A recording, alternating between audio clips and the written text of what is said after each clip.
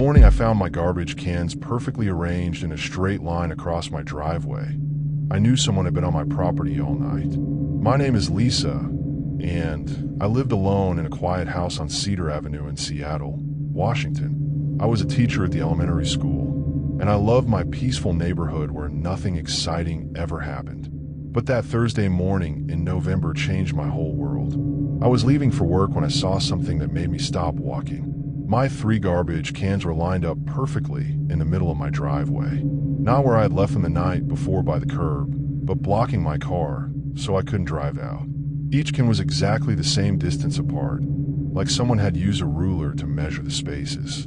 The lids were all facing the same direction, and they were so clean they looked like they had been washed. I had definitely not arranged them that way. I moved the cans and drove to work, but I couldn't stop thinking about it. Maybe it was neighborhood kids playing a prank. Maybe the garbage truck had moved them somehow. But when I got home that afternoon, I found something else that made my heart beat faster. All the rocks in my front garden had been rearranged into a perfect circle.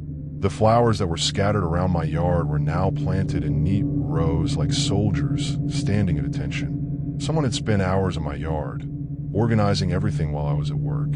I called my friend Rachel, who lived in Tacoma, and told her what was happening.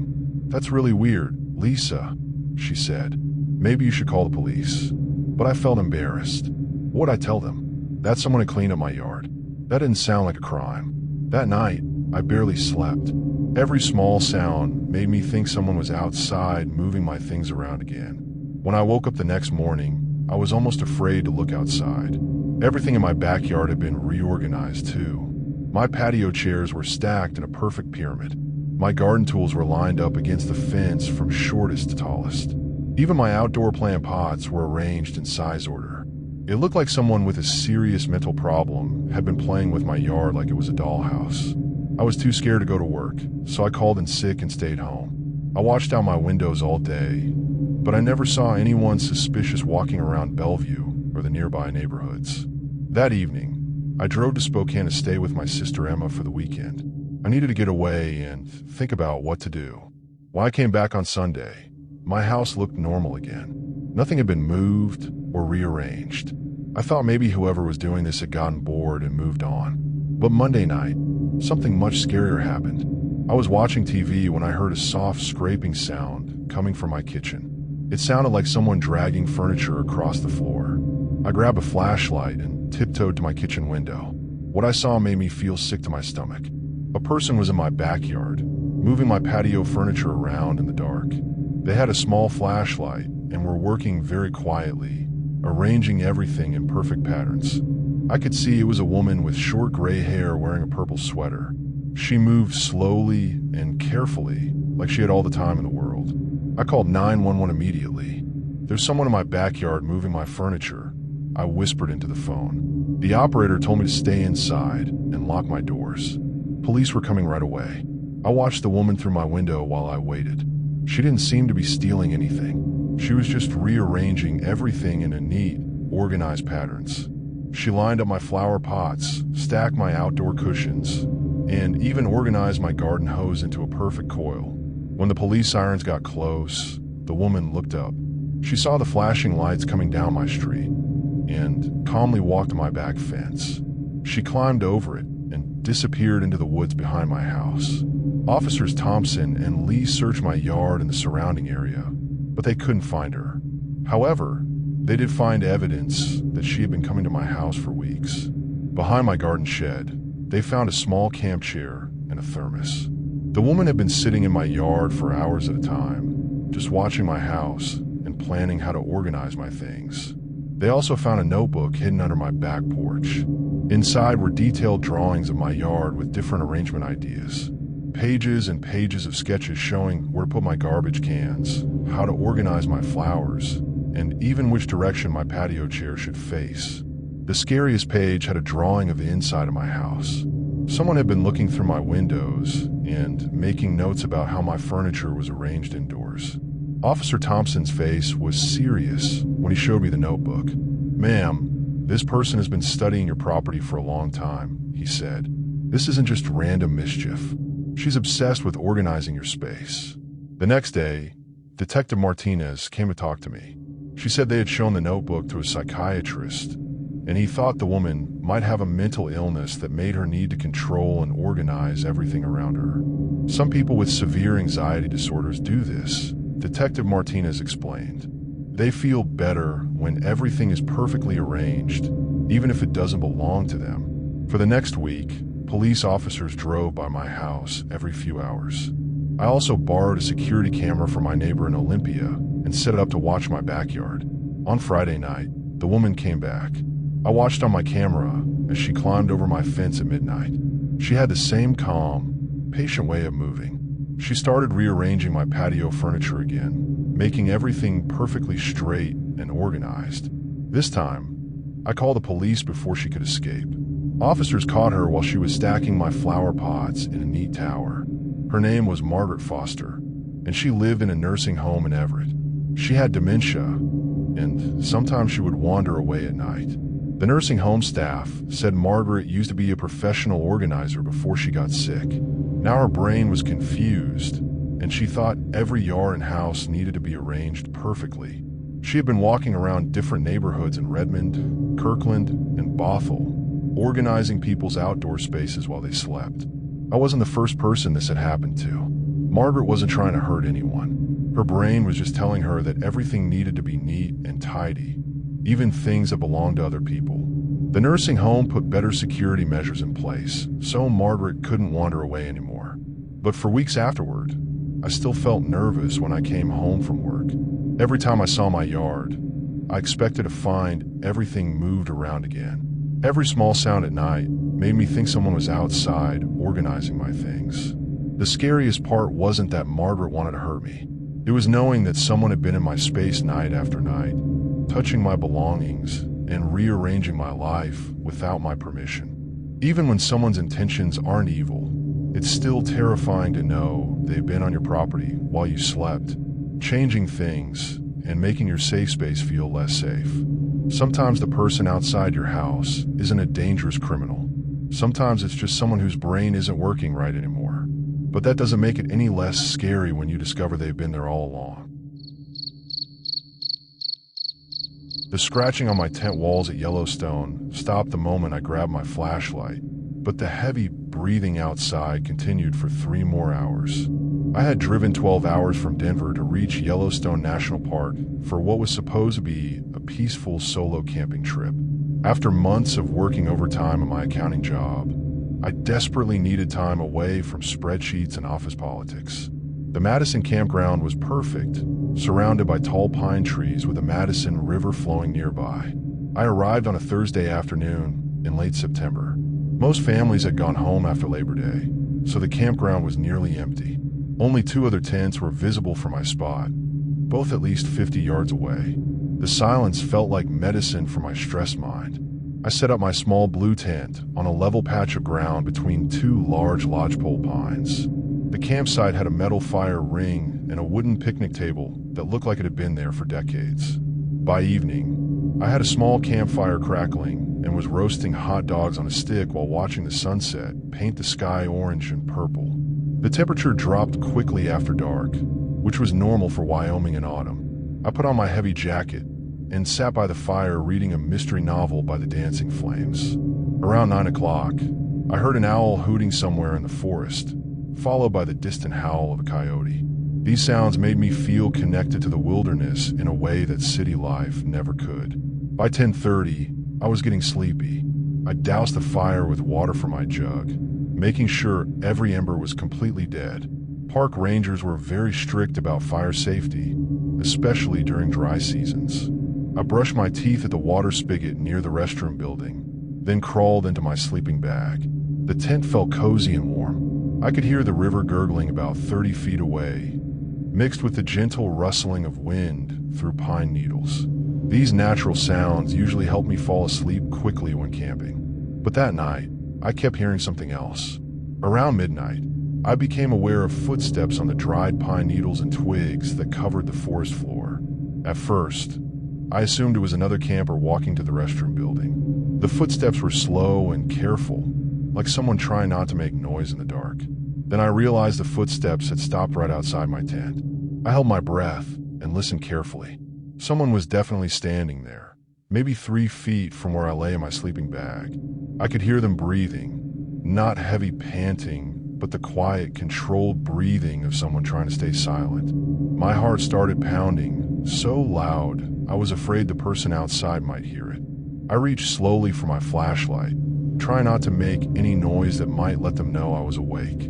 The breathing continued for what felt like 10 minutes, but was probably only 2 or 3.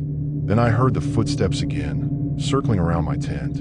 They walked all the way around the perimeter, pausing every few steps as if studying my campsite. I waited until the footsteps moved away before I dared to unzip my tent flap just an inch.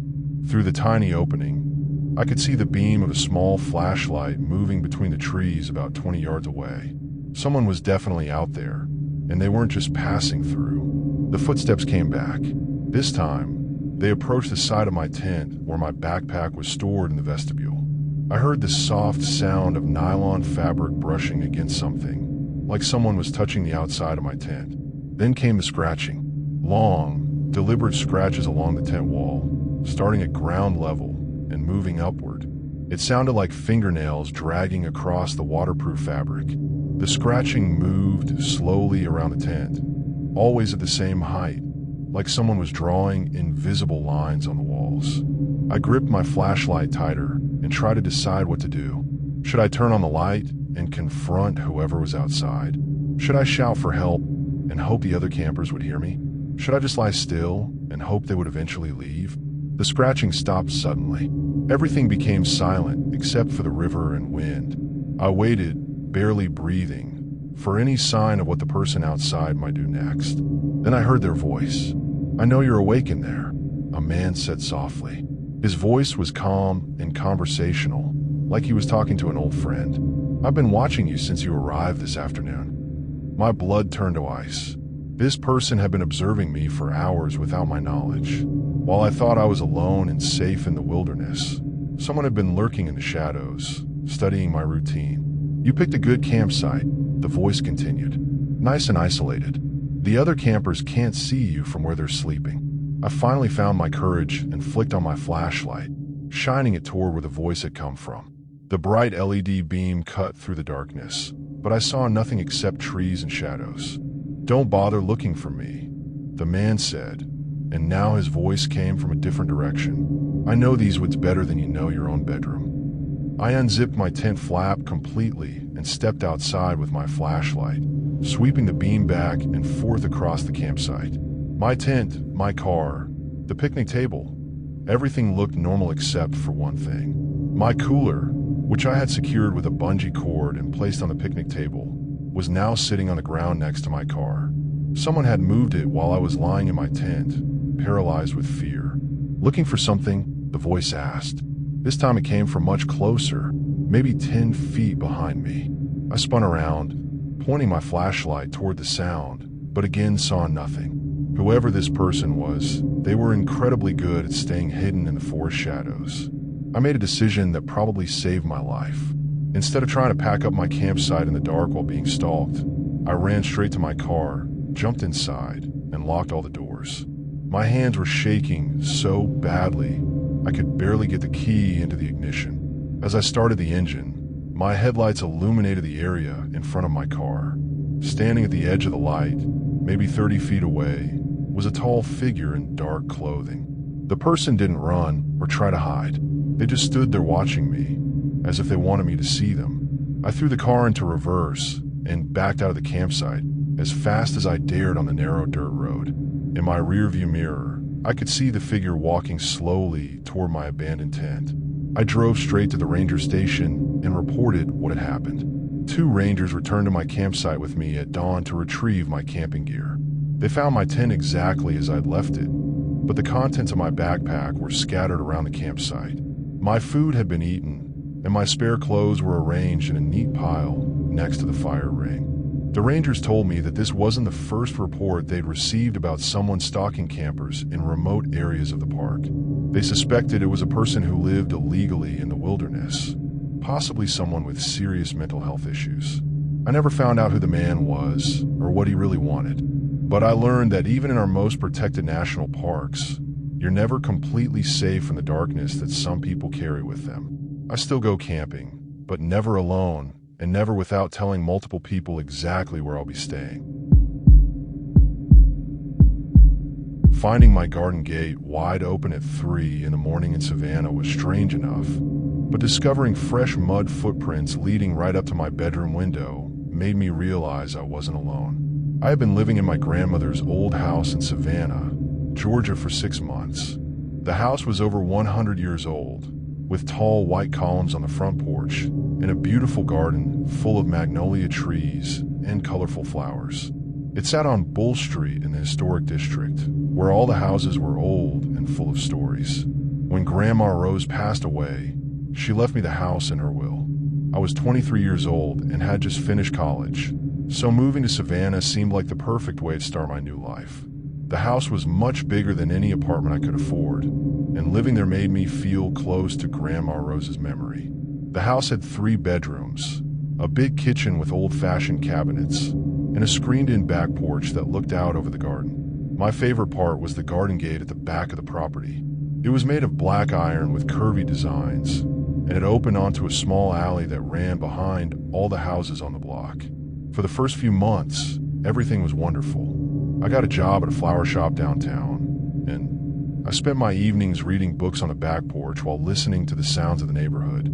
Savannah was full of friendly people, and I was starting to feel like I really belonged there. But in November, something started happening that made me feel worried and scared. It began when I noticed that my garden gate was sometimes open in the morning, even though I always made sure to latch it closed before going to bed. The gate had a heavy iron latch that made a loud clicking sound when you closed it properly. It wasn't the kind of thing that could blow open in the wind. At first, I thought maybe I was forgetting to close it. Moving to a new place and starting a new job had kept me very busy, and sometimes when you're tired, you forget to do things you normally remember. But then I started paying extra attention to the gate every night before bed. I would walk out to the garden, check that it was closed tight, and even give it a little shake to make sure the latch was working properly. The gate kept opening anyway.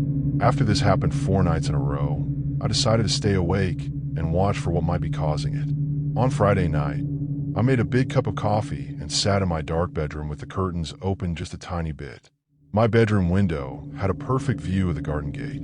I watched for 2 hours, but nothing happened. The gate stayed closed, and I didn't see any animals or people in the garden. Around midnight, I was getting very sleepy, and my eyes were starting to feel heavy. That's when I saw someone walking down the alley behind my house. The person was moving very slowly and quietly, like they were trying not to make any noise. They stopped right in front of my garden gate and stood there for several minutes, just looking at my house. I held my breath and tried to see the person more clearly, but it was too dark. All I could tell was that they were tall and wearing dark clothes. After standing there for what felt like forever, the person reached out and opened my gate. The loud click of the latch made my heart jump, even though I'd been expecting it. The person stepped into my garden and closed the gate behind them. Now someone was in my backyard, and I didn't know what they wanted or what they planned to do. I grabbed my phone and got ready to call the police, but I wanted to see what the person would do first. Maybe they were just taking a shortcut through my yard to get to another street. But the person didn't walk across my yard to leave through the front. Instead, they started walking very slowly toward my house, staying in the shadows of the magnolia trees. I watched in horror as the person crept closer and closer to my bedroom window. They were being very careful to step quietly on the grass instead of the gravel path that would make crunching sounds. When they reached the side of my house, they stopped right under my window. I was looking down at the top of their head, but I still couldn't see their face clearly because of the darkness. The person stood there for at least 10 minutes, completely still. I was so scared that I was shaking, but I didn't dare move away from the window in case they heard me. Then the person did something that made my blood feel like ice water. They reached into their pocket and pulled out a small flashlight. Instead of turning it on to see where they were going, they pointed it up at my bedroom window and flicked it on and off 3 times. It was like they were sending me a secret message, letting me know that they could see me watching them. My hand started shaking so badly that I almost dropped my phone. I quickly moved away from the window and called 911. I whispered to the operator that someone was in my backyard, right outside my bedroom window. "Are your doors locked?" the operator asked. "Yes," I whispered back. "Stay on the line with me. Officers are on their way." I crept back to the window to see if the person was still there, but they were gone. The backyard looked empty, and I couldn't see anyone hiding behind the trees. 5 minutes later, I heard police sirens getting closer. 2 officers arrived and searched my entire yard with their bright flashlights. They found footprints in the soft dirt under my bedroom window, and they also found something else that made my stomach feel sick. On the ground right below my window, someone had left a small bouquet of flowers. They were the same kind of flowers that I sold at the flower shop where I worked. White roses tied together with a red ribbon. Detective Williams, one of the officers, picked up the flowers with gloves on his hands so he wouldn't mess up any fingerprints that might be on them. "Has anyone been bothering you at work?" he asked. "Maybe a customer who asks too many personal questions or seems too interested in your life." I thought about it carefully. There was one man who came in the flower shop every few days. He always bought small bouquets of white roses, and he always asked me lots of questions about where I lived and what I did after work. I had thought he was just being friendly, but now I wondered if he had been planning something scary. The man's name was Thomas, and he always paid with cash, so we didn't have his credit card information. But Detective Williams said they would visit the flower shop the next day to look at our security cameras and try to get a better picture of him. I was too scared to stay in the house alone that night, so I packed a bag and went to stay at a hotel downtown. The next morning, Detective Williams called to tell me they had found Thomas on the security cameras from my flower shop. It turned out that Thomas had been following me home from work for several weeks. He had been watching my house and learning my daily routine. Thomas had written down what time I left for work, what time I came home, what I wore each day, and even what I ate for lunch. He had been planning to break into my house, but he wanted to scare me first by letting me know he was watching. The police arrested Thomas, and he was sent to jail. Detective Williams told me that Thomas had done similar things to other women in different cities before moving to Savannah. He was what they called a stalker, someone who becomes obsessed with another person and follows them around. I moved out of Grandma Rose's house the next week. Even though Thomas was in jail, I didn't feel safe there anymore. Every time I looked at my bedroom window or the garden gate, I remembered that terrible night when someone was watching me from the shadows. I still live in Savannah because I love this beautiful city, but now I live in an apartment building with good security and lots of neighbors nearby. I also installed a security system and always check to make sure my doors and windows are locked before going to bed. The experience taught me to trust my feelings when something doesn't seem right, and to never ignore warning signs that someone might be watching or following me. I was 8 years old when a stranger started following me home from school in Denver, Colorado, and I didn't tell my parents until it was almost too late. My name is Tommy, and I live with my mom and dad on Maple Avenue. Every day after school, I walked 6 blocks home from Lincoln Elementary. It was a safe walk through our neighborhood, past the corner store and the park where kids played baseball. But one Monday in October, I noticed something strange. A tall man in a blue jacket was walking behind me.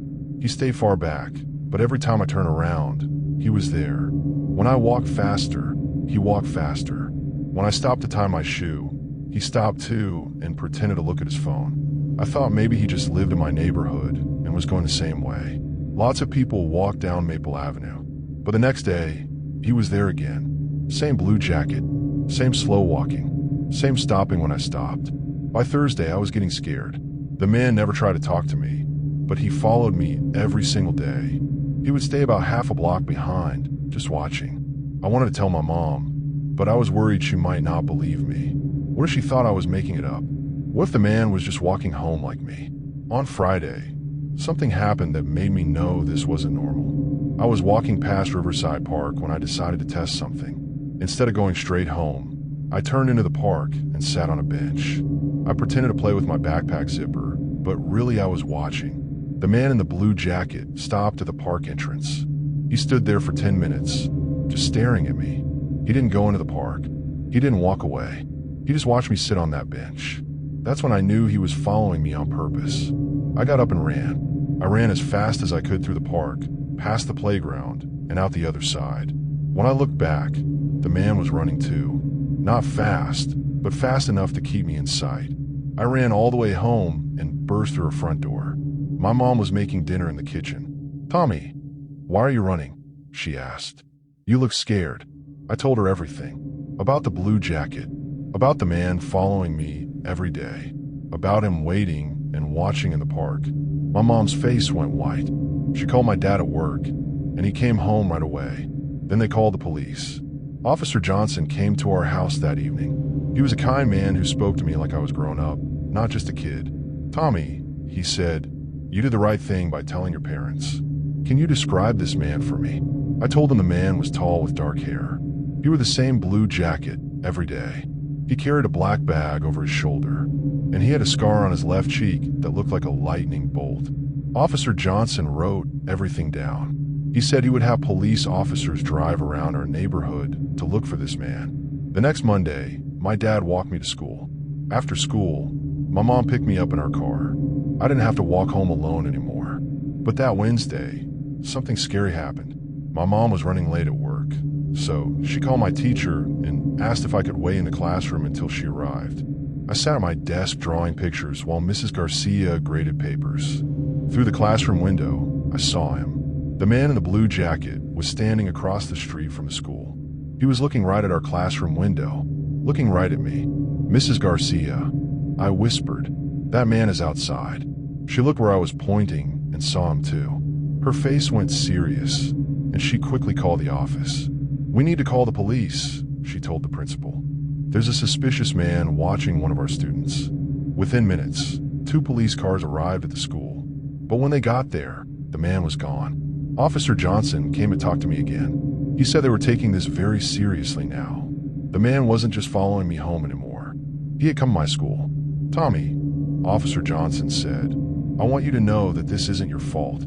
Some adults make bad choices, and this man is making very bad choices by following children." That night, my parents had a long talk with me. They explained that there are people in the world who might try to hurt kids, and that's why we have rules about not talking to strangers. They also told me I was very smart for noticing the pattern and telling them about it.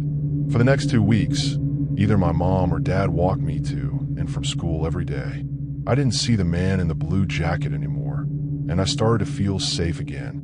Then one Saturday morning, I was playing in our backyard when I heard my mom scream from inside the house. I ran inside and found her standing by our kitchen window, her hands shaking. "He's been in our yard," she said, pointing outside. In the dirt under our kitchen window, there were footprints, fresh footprints that went all around our house.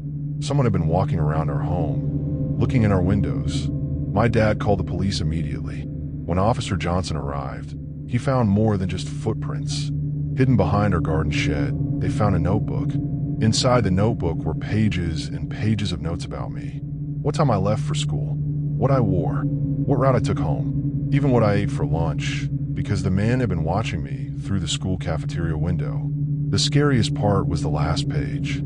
It had our home address and a drawing of our house with all the windows marked. He had been planning something. Officer Johnson's face was very serious when he showed the notebook to my parents. "We're going to catch this person," he promised. 3 days later, they did.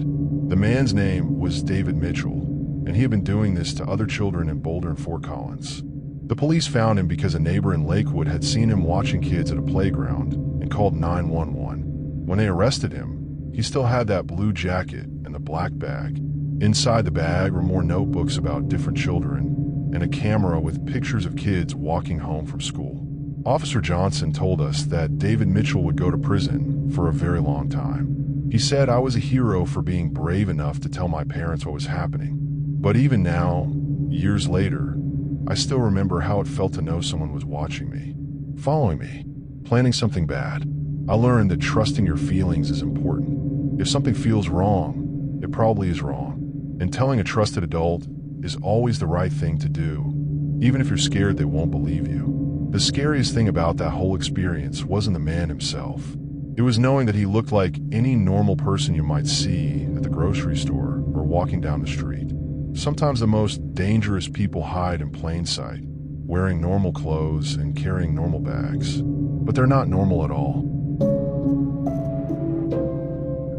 The night I saw someone standing perfectly still in my backyard for 4 hours, I knew my life would never be the same. My name is Michael, and I lived in a small house on Pine Street in Nashville, Tennessee. I worked nights at the radio station downtown, so I was used to being awake when everyone else was sleeping. But what I saw that Wednesday night in September was not normal. I had just gotten home from work at 2 a.m. I was making a sandwich in my kitchen when I looked out the window into my backyard. At first, I thought my eyes were playing tricks on me. There was a person standing next to my tool shed, not moving, not walking around, just standing there like a statue, facing my house. I turned off my kitchen light so I could see better. The person was still there. It looked like a man wearing dark clothes, but I couldn't see his face because of the shadows. I watched for 10 minutes. The man never moved. He didn't shift his weight or look around. He just stood there staring at my back door.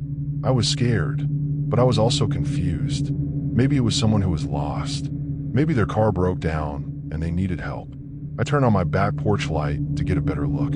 As soon as the light came on, the man took one step backward into the darker part of my yard. But he didn't leave. He just moved to where the light couldn't reach him. That's when I knew something was very wrong. I called my friend Jake, who lived in Memphis. He told me to call the police right away, but I was worried they would think I was being silly. What if the man was gone by the time they got there? So I decided to watch and wait. I sat in my dark kitchen with my phone ready, watching the shadow of this man in my backyard. For 4 hours, he never moved from that spot. Not once. At 6 a.m., when the sun started to come up, he finally walked away. He didn't run or hurry. He just walked slowly to the back of my yard and disappeared into the woods behind my house. I was so tired and scared that I could barely think straight. I called in sick to work and tried to sleep, but every time I closed my eyes, I saw that dark figure standing in my yard. That evening, I called my brother Danny in Knoxville and told him what happened. He said I should definitely call the police, even if it seemed weird. Detective Williams came to my house the next morning. She was a kind woman who listened to my story without making me feel crazy. "Mr. Michael," she said, "what you're describing sounds like stalking behavior. Some people do this to scare others or to lure about their habits." She walked around my backyard and found footprints in the soft dirt near my shed. The prints showed that someone had been standing in that exact same spot for a long time. The heel marks were deep, like the person had been shifting their weight back and forth for hours. Detective Williams also found something else that made my blood run cold. Carved into the wood of my tool shed were small marks, tiny lines scratched into the paint. When I looked closer, I realized they were tally marks. Someone had been counting something while they stood in my yard. "How many nights do you think this person has been coming here?" Detective Williams asked. I counted the marks. There were 23 lines, 23 nights. This person had been standing in my backyard watching my house for almost a month, and I never knew. Detective Williams told me to install security cameras and call 911 the moment I saw the person again. She said they would have officers drive by my house more often during the night. I bought 2 cameras that day and set them up to watch my backyard. I also bought new locks for all my doors and thick curtains for my windows. For a week, nothing happened. I started to hope that maybe the person had moved on to bother someone else in Chattanooga or Clarksville. But the following Tuesday, they came back. I was getting ready for work when I checked my security camera on my phone. There he was again. The same dark figure standing in the same spot by my shed. This time, I could see him more clearly. He was a tall, thin man wearing a black hoodie. His face was hidden, but I could tell he was looking directly at my back door. I called 911 immediately. "This is the person I told Detective Williams about," I said. "He's in my backyard right now." The operator told me to stay inside and away from windows. Police cars were coming, but they would approach quietly so they could catch the man. I watched on my phone camera as 3 police officers snuck through the woods behind my house. They surrounded the man so he couldn't run away. When they arrested him, I finally got to see his face on the camera. It was my old co-worker from the radio station, Greg Patterson. He had been fired 6 months ago for coming to work drunk, and I had been the one who reported him to our boss. The police found a backpack with him that had scary things inside. A notebook with my home address, my work schedule, and details about my daily routine. He knew when I left for work, when I came home, and even when I went grocery shopping in Franklin. He also had tools with him: screwdrivers, wire cutters, and a crowbar.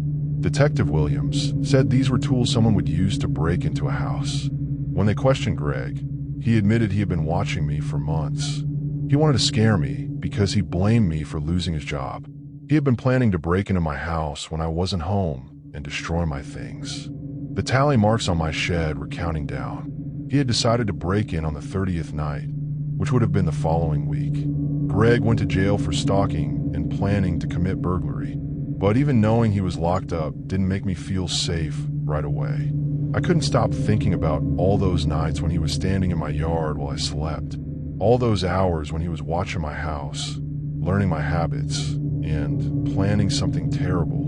I moved to a new house in Murfreesboro a few months later. I never told my new neighbors why I moved. How do you explain that someone spent almost a month standing in your backyard every night, just watching and waiting? The scariest part wasn't that Greg wanted to hurt me. It was knowing that he had been so patient. He stood in the same spot for hours, night after night, just watching and planning. Most people think of scary people as being wild and crazy, but sometimes the most dangerous ones are the ones who can wait.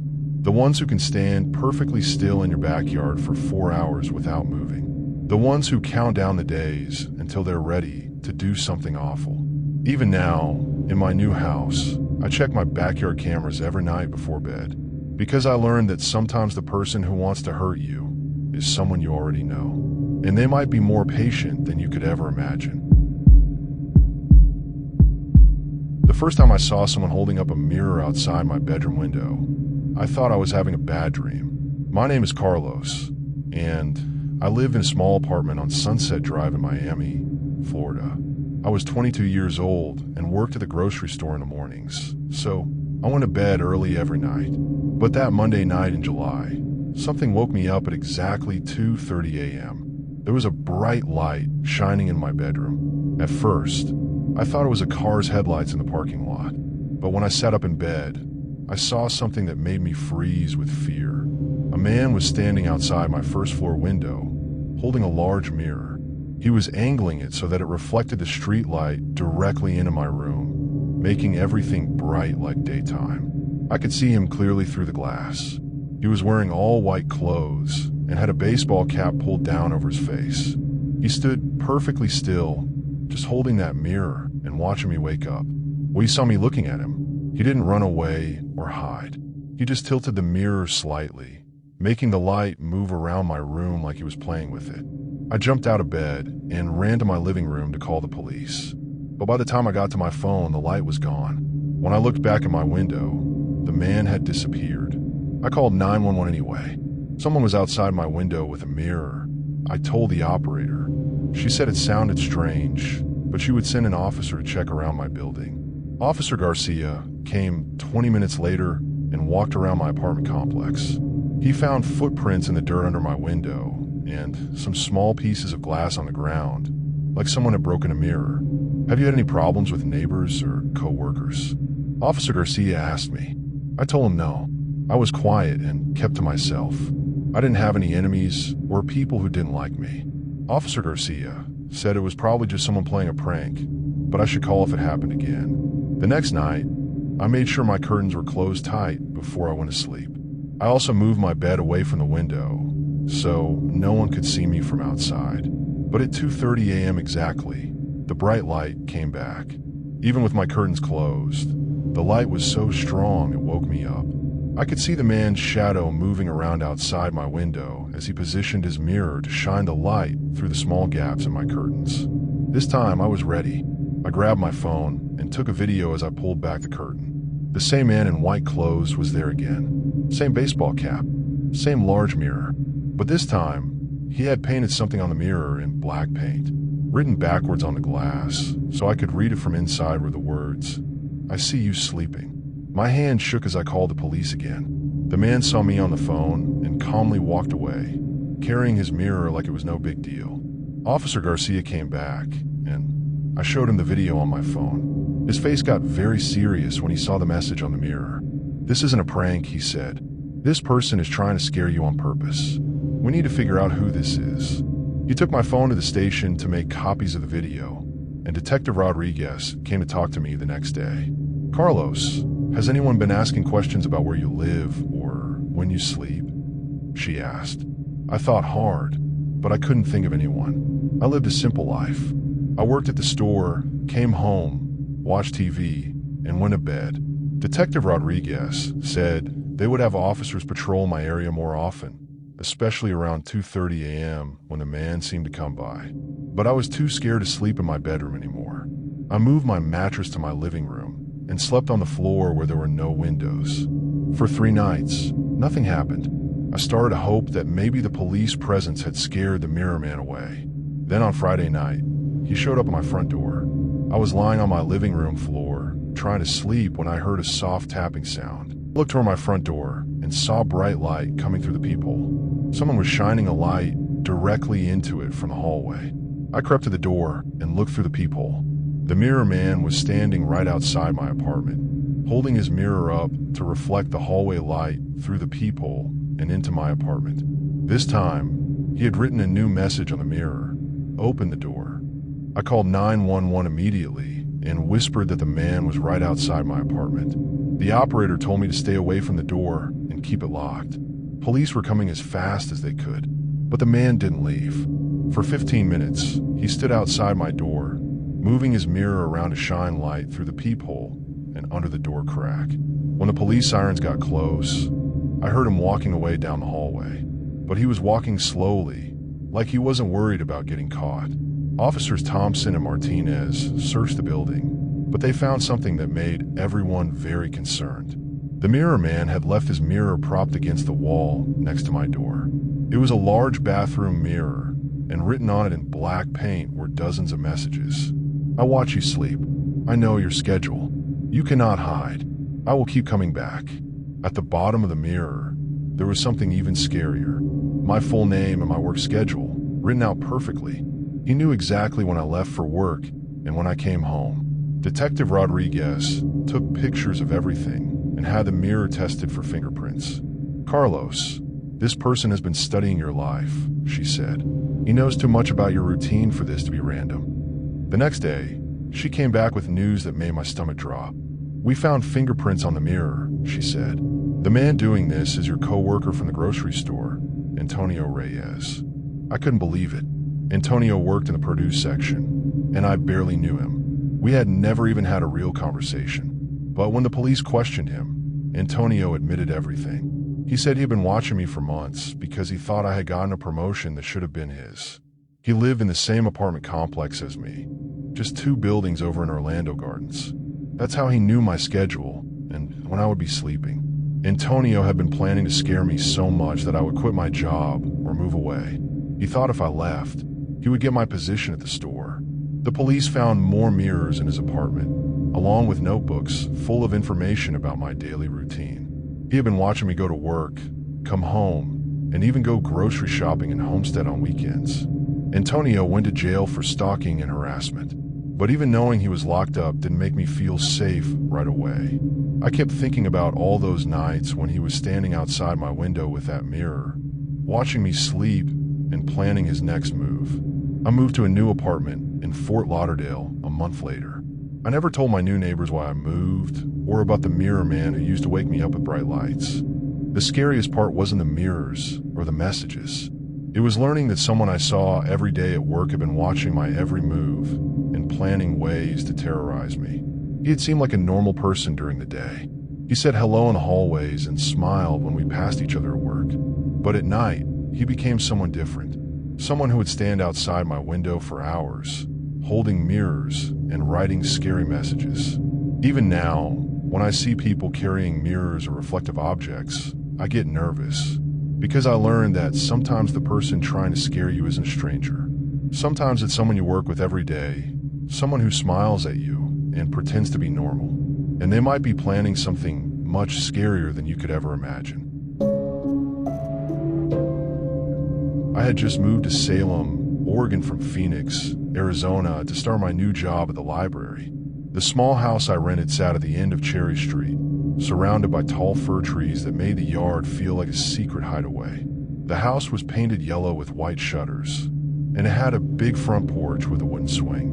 Moving to a new place by myself felt scary and exciting at the same time. I didn't know anyone in Salem yet, but I was looking forward to making new friends and exploring the beautiful forest that Oregon was famous for. My first week went well. The library job was perfect for me because I loved helping people find books, and my coworkers were very friendly. Every evening after work, I would come home, make dinner, and sit on my front porch reading while listening to the birds singing in the trees. The trouble started on my second Friday night in the house. I was in the kitchen washing my dinner dishes when I saw something move outside the window above the sink. At first, I thought it might be a deer or a raccoon looking for food. Lots of wild animals lived in the Oregon woods, and they sometimes came into people's yards at night. But when I looked more carefully through the glass, I saw something that made my heart jump. A person was standing in my backyard, about 10 feet away from the house. They were perfectly still, just staring at me through the kitchen window. I quickly stepped away from the sink and turned off the light. My hands were shaking as I peeked around the edge of the window frame to get another look. The person was still there. Even in the darkness, I could see their pale face pressed close to the glass. They had been watching me wash dishes, studying everything I was doing. I ran to the living room and grabbed my phone to call the police. But when I came back to the kitchen window, the person was gone. I looked all around the backyard with my flashlight, but I couldn't see anyone hiding in the shadows. Maybe I had imagined it, I told myself. Moving to a new place can make your mind play tricks on you. Maybe it was just tree branches moving in the wind that looked like a person. But the next night, it happened again. I was making a sandwich for lunch the next day when I felt like someone was watching me. I looked up at the kitchen window, and there was the same pale face staring at me from outside. This time, the person had their hands pressed against the glass on both sides of their face, like they were trying to see inside better. I was so scared that I dropped my sandwich on the floor. I blinked hard, hoping the face would disappear like it had the night before. When I opened my eyes, the person was gone again. This time, I didn't wait to call the police. I dialed 911 right away. There's someone in my backyard watching me through my window, I told the operator. This is the second night it's happened. 2 police officers came to my house within 10 minutes. They were both very kind and took my report seriously. They walked all around my yard with their bright flashlights, looking for footprints or any signs that someone had been there. Officer Martinez found something that made my stomach feel sick. In the soft dirt under my kitchen window, there were clear footprints. The prints showed that someone had been standing there for a long time, shifting their weight from foot to foot. Someone was definitely here, Officer Martinez told me. The footprints are fresh, probably made within the last few hours. The officers told me to keep my curtains closed at night and to call them immediately if I saw the person again. They said they would drive by my house more often during their patrols. I thought that would be the end of it. Maybe the person had been scared away by the police visit and would leave me alone now. I was wrong. The face came back every single night for the next week. Always at the kitchen window, always around the same time while I was cleaning up after dinner. The person seemed to know exactly when I would be in the kitchen, like they had been watching my routine. Sometimes the face would appear for just a few seconds. Other times, it would stay pressed against the glass for several minutes, watching everything I did. The person never tried to break the window or get into the house. They just watched. I started eating dinner in my bedroom and avoiding the kitchen after dark. But even when I wasn't in the kitchen, I could feel someone watching the house. Sometimes I would peek through my bedroom curtains and see a dark shape standing under the big fir tree in my backyard. On Thursday night, something different happened. I was getting ready for bed when I heard a soft tapping sound coming from the kitchen. I crept to the kitchen doorway and listened. The tapping continued in a steady rhythm. I gathered all my courage and quickly turned on the kitchen light. The face was there again, but this time the person was using their finger to tap on the window. When the light came on, they didn't disappear like usual. Instead, they smiled at me. It was the scariest smile I had ever seen. Not happy or friendly, but cold and mean. The person's eyes looked empty, like there was something wrong with their mind. I screamed and ran to my bedroom, slamming the door behind me. I called 911 again, crying so hard that the operator could barely understand what I was saying. This time, when the police arrived, they found more than just footprints. The person had left handprints all over my kitchen window. Big adult handprints pressed against the glass, with fingerprints that the police could use to try to identify who had been stalking me. Officer Chun, who came with Officer Martinez this time, noticed something else that made the situation even scarier. "Look at this," she said, pointing her flashlight at the side of my house. "There are scuff marks on the wall under your bedroom window too. This person has been looking in more than one window." The thought that someone had been watching me while I slept made me feel sick to my stomach. I had been living in the house for 2 weeks, which meant this person had probably been spying on me almost every night since I moved in. The police took photos of all the handprints and footprints. They also found cigarette butts under the big fir tree, which showed that the person had been standing there for long periods of time, smoking while they watched my house. Officer Martinez recommended that I stay somewhere else until they could figure out who was stalking me. I called my new boss at the library, and she was very understanding. She let me stay in the guest room at her house for a week while the police investigated. During that week, the police caught the person who had been watching me. It was a man who lived 3 streets away from my house. He had been arrested before for looking in other people's windows around Salem. The police said he was mentally ill and had been watching several women in the neighborhood.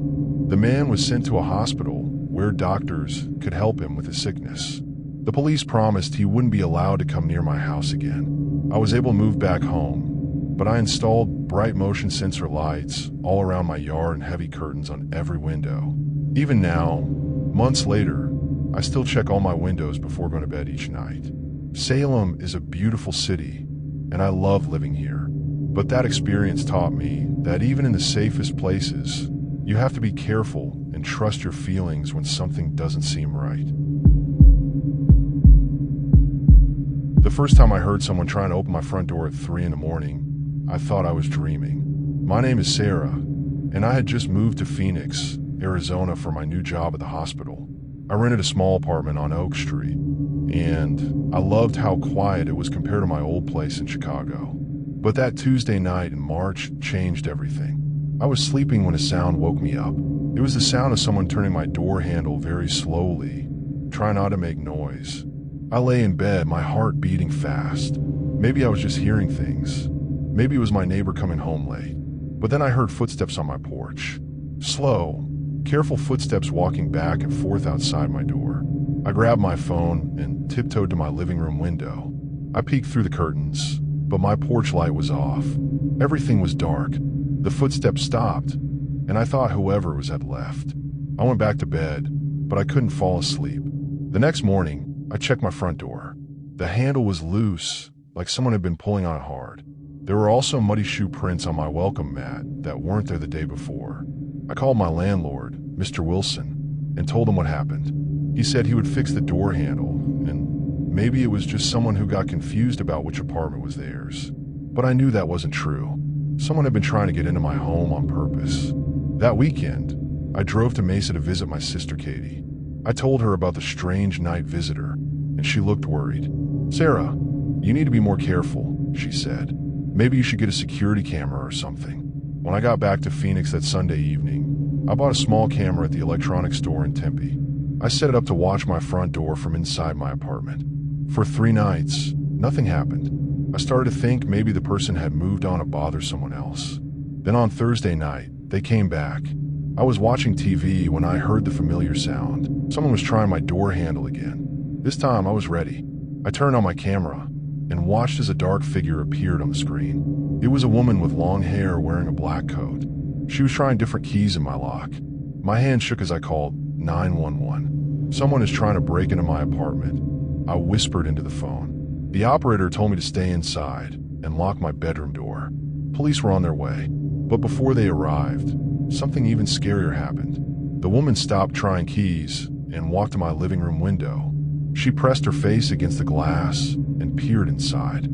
Even though my curtains were closed, I could see her shadow moving back and forth. Then she started knocking on the window. Not loud knocks that would wake the neighbors, but soft taps with her fingernails. I hid in my bedroom closet with my phone, waiting for the police to come. When Officers Martinez and Brown arrived, the woman was gone, but they found something that made my stomach feel sick. She had left a note tucked under my doormat. Written in red ink, it said, "I know you live here alone. I'll be back.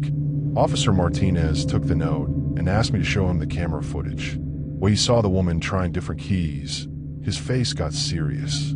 "Ma'am, this person has been planning this for a while," he said. "She had multiple keys, which means she's probably done this before." Officer Brown walked around my building and found more clues. There were cigarette butts under my window, like someone had been standing there smoking while watching my apartment. Some of the cigarettes looked old, which meant this had been going on longer than I realized. The police said they would increase patrols in my neighborhood and asked me to call immediately if the woman came back. But I was too scared to sleep in my apartment anymore. I packed a bag and went to stay with Katie in Mesa. 2 days later, Officer Martinez called me with news. "We caught her," he said. "Your neighbor across the hall, Mrs. Fletcher, saw the same woman trying to get into other apartments in your building. She called us, and we arrested her." The woman's name was Linda Davis, and she had been breaking into apartments all over Phoenix, Scottsdale, and Glendale. She would watch women who lived alone, figure out their schedules, and then try to get into their homes when they were sleeping. When the police searched her car, they found bags full of keys she had copied or stolen. They also found a notebook with addresses and personal information about dozens of women, including me. Linda had been watching me for weeks. She knew when I left for work, when I came home, and when I went grocery shopping in Chandler. She even knew that I ordered pizza every Friday night. The scariest part was what the police found in her apartment in Peoria. She had stolen belongings from the women she had been watching, pictures from their homes, pieces of jewelry, even house keys that she had copied. Officer Martinez told me that Linda would go to jail for many years, but knowing she was caught didn't make me feel safe right away. I moved to a new apartment in Tucson with better locks and security cameras. For months, every little sound at night made me jump. I checked my door locks 3 times before bed and kept a baseball bat next to my nightstand. The hardest part was learning that Linda had been inside my old apartment twice before the night I caught her on camera. She had been coming in while I was at work, looking through my things, and leaving before I got home. The police knew this because they found some of my belongings in her apartment. My favorite coffee mug, a photo of my family, a spare key to my car. She had been in my home, touching my things, and I never knew. Even now, 3 years later, I still check my locks twice every night. I still have cameras watching my doors and windows. And I still get nervous when I hear footsteps outside my apartment after dark. Because I learned that some people spend their time watching others, learning their habits, and planning ways to get into their lives without permission. The woman who tried to break into my home looked normal. She dressed like anyone else and walked around during the day like she belonged in the neighborhood. But at night, she became someone different. Someone dangerous who thought she had the right to enter other people's homes and take their things. Sometimes the person trying to get inside your house isn't a stranger from far away. Sometimes it's someone who lives close by, someone who has been watching you much longer than you realize. And that's the scariest truth of all.